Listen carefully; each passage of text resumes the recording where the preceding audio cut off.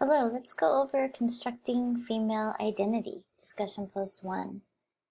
So you're going to want to have a minimum of 600 words for this discussion post. You're going to want to respond to at least 2 of your classmates' posts, and with each post, try to use a minimum of 75 words. Be sure to use the terms and the language that's covered in this learning unit in the response to your classmates' posts, and also in the responses to the prompts that I'm going to go over in just a minute. You can also reference the information that's covered in the videos that you're required to watch.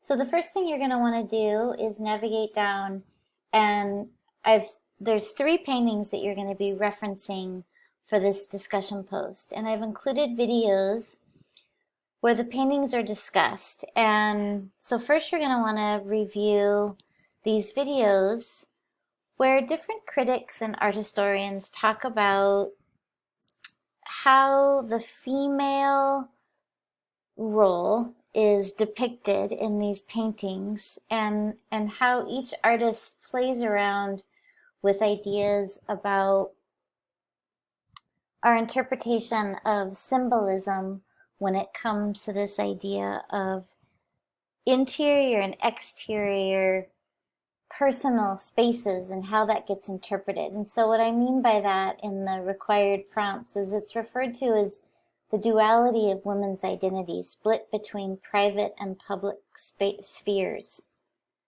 So when you're watching the videos, there's sometimes references that really go back to asking you to think about that idea of the female and the way that they're depicted in these private and public spheres.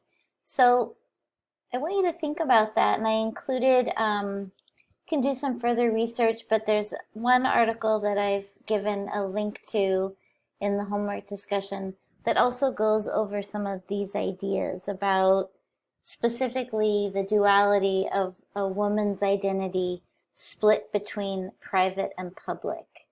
And so I'm curious for you to consider these three artworks that you're going to be talking about, and I want you to discuss which visual details reinforce the themes in these 3 artworks. So when you think about this idea of a woman's identity being split between how they might act when they're in a public space and how they might act differently in a private space, and some of the discussion in the videos that you're required to watch reference these visual clues, the visual symbolism.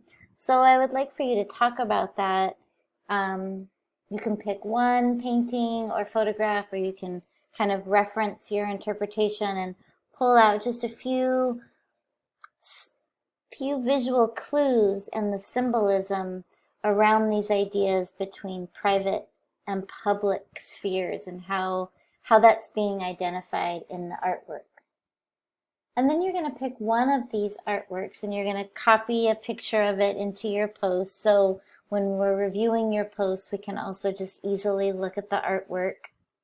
And I want you to go back to when we talked about the visual analysis piece, and I want you to specifically focus on the visual analysis and formal structures. So some of the ideas around composition and design with this particular homework. And I want you to use the list of descriptive vocabulary words that we've been covering, and I want you to describe some of the formal elements and principles of design in the artwork that you've chosen. So you might want to go back and remind yourself, either looking at the PDF or watching this video again, to go over that concept that was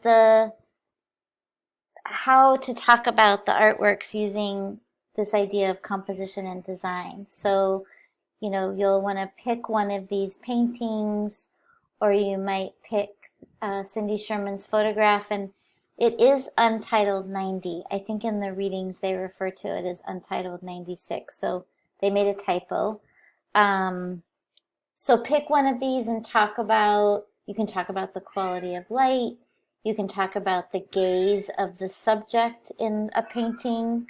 You can talk about all sorts of different references that were covered in this idea of the visual elements and the principles of design.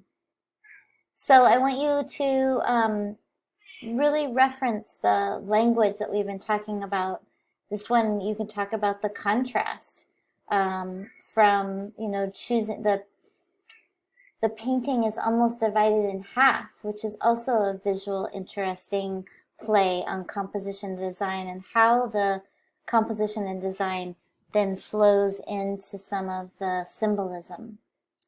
So I hope that you take the time to review all the videos and navigate the different prompts. And if you have any questions, just shoot me an email via Canvas. Thank you.